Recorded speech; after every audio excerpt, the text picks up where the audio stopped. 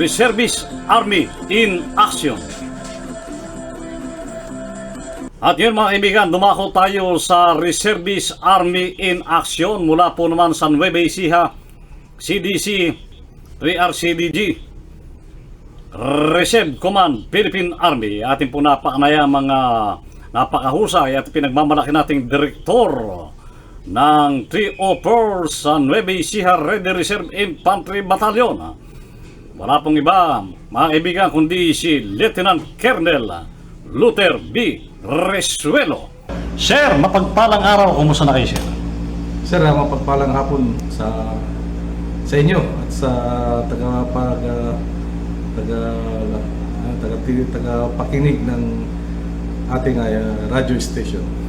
Okay, sir. Kumusta naman, sir, ngayon ang Nueva Ecija, ang 301 CDC? Sir, sa ngayon, sir, ang 301 CDC sa aking pamamahala ay okay naman, sir. Ang ating mga reservists ay very active sa ating mga activities. Sa katunayan ay katapos lang ng aming mastering noong November, tapos ngayong linggo, December 20. Okay naman, maganda naman yung kanilang pakikisama sa amin. Likewise, yung aming serbisyo sa ating mga reservists ay aming pinaigting. Kung pagsagana yun ay lalo natin maging maganda yung ating samahan ng reservists at saka yung 301 CDC. Okay, sir, may tanong tayo agad tayong tinanggapan, no? Lalo itong ating mga reservists na nakatutok sa Nueva Ecija Ready Reserve Infantry Battalion. Kailan ka raw, sir, nagsimula rito sa 301 CDC na pumalit dito kay Colonel Valdez? Ako ay nagsimula dito sa 301 last November 14. Kung di ako nagkakamali, November 14 kami nag-turnover ni Colonel Valdez. Bago ako napunta dito, galing ako sa Eastern Visayas region sa NRCBD. Ganun pa man, yung aking position doon ay ganito rin, si DC Director. So hindi na ako nahihirapan na patakbuhin o pamahalaan itong 301 CDC.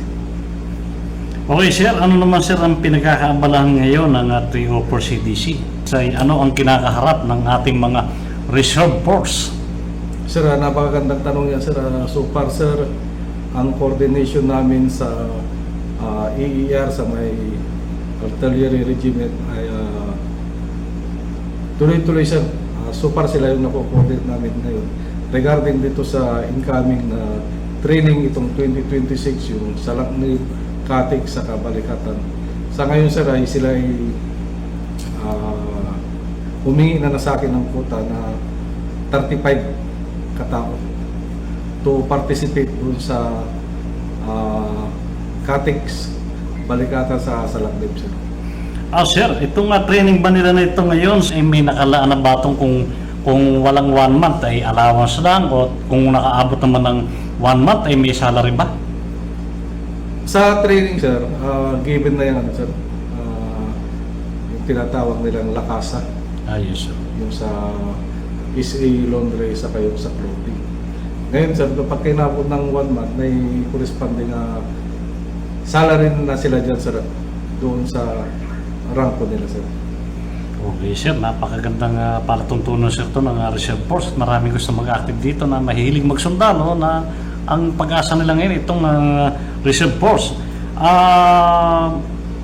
Ilang klaseng training ang pakakaabangan, sir, dito bukod doon sa may signal, merong artillery, meron pa daw bang combat engineer na aabangan magiging training itong ating mga reservists?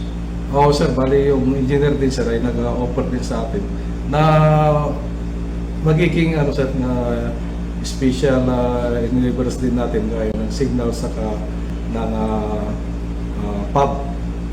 So later on siguro magiging 3 kasama na yung engineer. Hopefully matatapos yun o ma-approvean by next 2026. Okay, sir. Sir, may encouragement daw ba tayo na magdagdag na ng mga reserve force? Paano sila mag-a-apply? Sino-sinong grupo ang pwedeng sumali sa ating reserve command? Ang 3 Hoppers CDC ay laging bukas para sa gustong mag-reservice dito sa Nueva Ecija. Kaya lang po may tatlo tayong category na sinusunod. Ito yung category na 1, 2, 3, yung 18 to 35 years old, yung first category, yung 36 to 50 second, and 50 pataas ay magiging third category or yung tinatawag na standby reserve. Sir, gaya ng sabi ko kanina, ang 301 CDC ay palaging bukas 24 hours para sa atin lahat. Diyan sa request yun na magiging regular tayo, sir.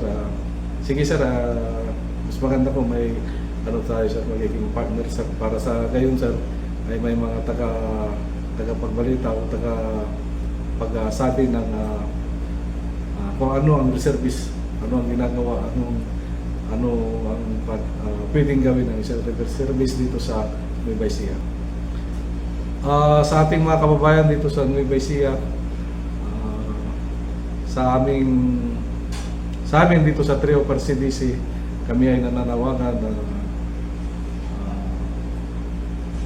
tumulong. Kami ay nananawagan at tumulong sa inyo para kayo ay gustong mag-reservice. Pwede kayong pumunta dito sa aming office dito sa Camp Tinio, Cabanatuan City. Anytime po, pwede po kayong pumunta dito. Sir, maraming salamat, mabuhay ka, sir. Thank you, sir. Thank you. Salamat, sir. At yan po, mga kaibigan, ang ating panayam sa napakahusay naman nating pinagmamalaking direktor ng Reserve Command ng 304 CDC sa General Tinio o Campo Tinio, General Manuel Tinio, Campo Tinio sa Cabanatuan City. Wala pong iba kundi si Lieutenant Colonel Luther B. Risuelo. Muli ay maraming salamat sa inyong ginawang walang sawang pagsubaybay hanggang sa muli. Sa ngalan pa rin ng bumubuo ng Pinoy Rapido Intermedia Philippines. Ito pa rin po ang inyong kaibigan kasangga sa lahat ng oras sa mabuting bagay, Romel Roque.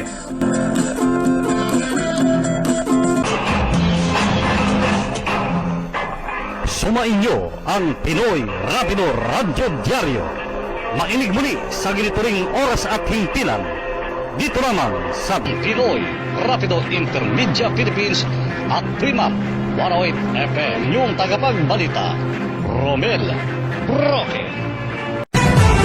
Ito ang Pinoy Rapido Intermedia Philippines 108 FM. Offline and online teleradyo broadcasting. A social media network, live radio, TV production, modern high technology broadcast media.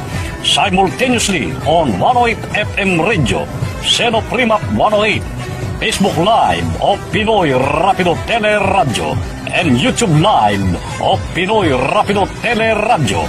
Kauna-unahang gumagalang live online radio TV sa bansa na clear na napapalabas ang audio sa radyo, maging sa cable TV and other TV channels.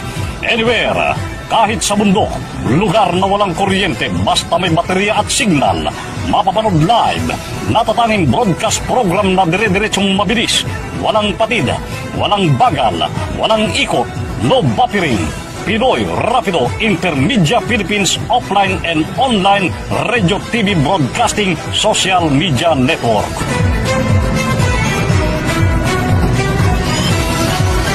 This is Pinoy Rapido Intermedia Philippines 108 FM, a non-commercial radio broadcast with 7 watts, broadcasting from Barangay Barrera, Cabanatuan City. Mula noon hanggang ngayon, sa mahigit na 10 taong paglilingkod sa bayan, mula sa Pinoy Rapido Diaryo ng Bayan, Radyo Diaryo at live streaming para sa Pilipinas.